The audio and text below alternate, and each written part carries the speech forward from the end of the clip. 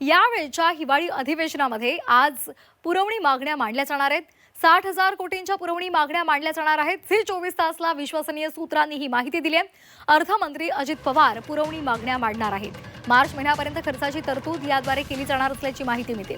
शेतकरी मदत, लाडकी बहीण योजना आणि राज्यातील पायाभूत विकास प्रकल्प, रस्ते तसंच शासकीय योजनांसाठीच्या खर्चांची तरतूद ही पुरवणी मागण्यांद्वारे केली जाणार आहे आणि त्यामुळे आजच या पुरवणी मागण्या मांडल्या जाणार आहे अशी माहिती मिळते।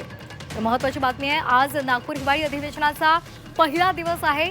11 वाजता या अधिवेशनाला सुरुवात होणार आहे आणि या अधिवेशनामध्ये आजच्याच दिवशी पुरवणी मागण्या मांडल्या जाणार आहेत। 60,000 कोटींच्या या पुरवणी मागण्या आज अजित पवार मांडणार आहेत।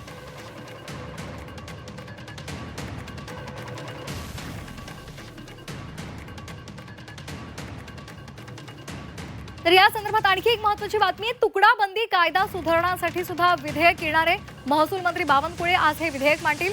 उद्यापासून विधेयकावर चर्चा होण्याची शक्यता आहे। आताची महत्त्वाची बातमी, पुरवण्या मागण्या सुद्धा आजच मांडल्या जाणार आहेत। 60,000 कोटींच्या या पुरवण्या मागण्या अजित पवार मांडतील आणि त्याचबरोबर तुकडाबंदी कायदा सुधारणेसाठी विधेयक येणार असल्याचं सुद्धा आपल्याला माहिती मिळते। महसूल मंत्री बावनकुळे आज विधेयक मांडणार आहेत।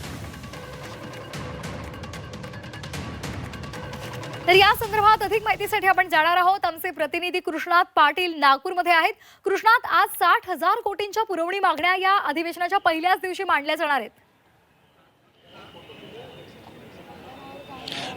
प्रत्येक अधिवेशनामध्ये ह्या मागण्या, पुरवण्या मागण्या ह्या राज्य सरकारच्या वतीने मांडल्या जात आहेत आणि या हिवाळी अधिवेशनामध्ये देखील या पुरवण्या मागण्या जवळपास 60,000 कोटी रुपयांच्या मांडल्या जाणार असल्याची माहिती सूत्रांनी दिलेली आहे। विविध विभागांच्या द्वारे ज्या मागण्या सादर झालेल्या आहेत त्या जवळपास 3 लाख कोटी रुपयांच्या पुरवण्या मागण्या सादर झालेल्या आहेत, परंतु राज्य सरकारचं मात्र केवळ 60,000 कोटी रुपये म्हणजे अर्थ विभाग केवळ 60,000 कोटी रुपयांच्याच पुरवण्या मागण्या मांडणार असल्याची माहिती सध्या मिळते। या पुरवण्या मागण्यांच्या माध्यमातून लाडकी बहीण योजनेवर सर्वाधिक जास्त जो खर्च आहे तो या पुरवण्या मागण्यांच्या माध्यमातून केला जाणार आहे। त्याचबरोबर लाडकी बहीण असू दे, पायाभूत सुविधा प्रकल्प असतील, रस्ते असतील, शासकीय योजना असतील, या सर्व योजनांसाठीचा अतिरिक्त खर्च जो मार्च महिन्यापर्यंत जो करायचा आहे त्यासाठी या 60,000 कोटी रुपयांच्या पुरवण्या मागण्या अर्थमंत्री अजित पवार हे आज मांडतील। आजच्या पहिल्या दिवशी विशेष कामकाज काही नसणार आहे, केवळ पुरवण्या मागण्या आणि शोक प्रस्ताव असणार आहे। त्यामुळे आजच्या या पुरवण्या मागण्या आठवडाभरात त्यावर चर्चा केली जाईल आणि त्यामध्ये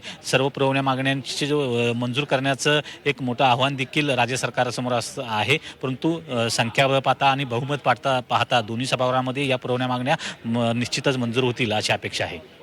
अगदी धन्यवाद कृष्णा दिलेल्या सविस्तर माहितीसाठी।